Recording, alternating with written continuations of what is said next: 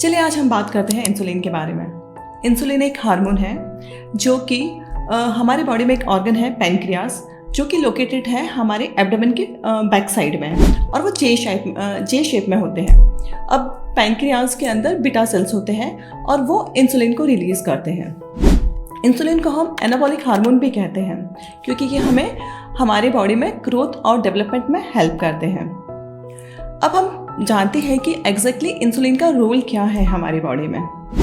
हम जो खाना खाते हैं, खाना जब डाइजेस्ट होकर वो ग्लूकोज में कन्वर्ट होता है तो इंसुलिन यानी कि पैनक्रियास बीटा सेल्स को सिग्नल देते हैं और वो कहते हैं कि इंसुलिन हार्मोन को रिलीज़ करो क्योंकि वो ग्लूकोज को अब मेटाबॉलिज्म करना है, उसका डाइजेशन करना है, यानी कि ग्लूकोज को सेल्स तक पहुंचाना है। एक एक जगह पे हमारी बॉडी में जितनी भी सेल्स हैं उसको ग्लूकोज पहुंचाने का काम हमारी इंसुलिन करती है और उसी से ही हमें एनर्जी मिलती है।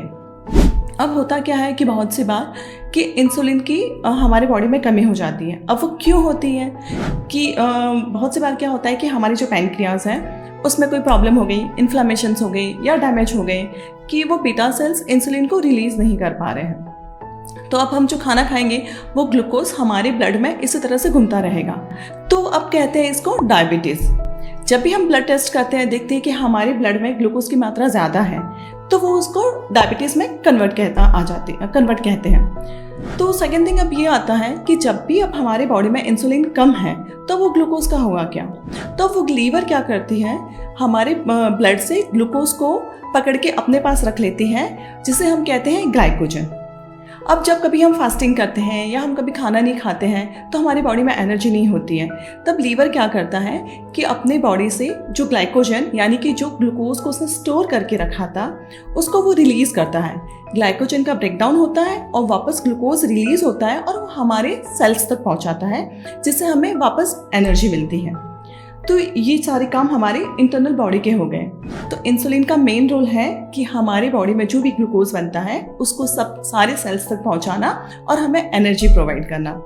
पर डायबिटीज़ पेशेंट में बहुत सी बार ये होता है कि इंसुलिन पैनक्रियास के बीटा सेल्स नहीं बना पाते हैं विद एनी रीज़न। कोई ना कोई इश्यूज उनके साथ हो जाते हैं, जैसे मैंने पहले भी कहा कि कुछ डैमेज हो गया, कोई इन्फ्लामेशंस हो गया, तब क्या होगा। अब तो हम लोग क्या करते हैं डायबिटिक पेशेंट को कि बाहर से इंसुलिन देते हैं।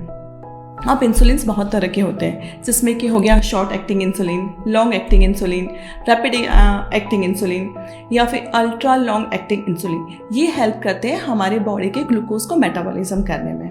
हम नेक्स्ट लेक्चर में देखेंगे कि ये जो हमने बाहर से इंसुलिन ली है वो हमारी बॉडी में कैसे काम करते हैं। अगर आपको ये वीडियो इन्फॉर्मेटिव लगती है तो आप आपके फ्रेंड्स और फैमिली मेम्बर्स को शेयर कीजिए एंड मेरे चैनल को सब्सक्राइब कीजिए।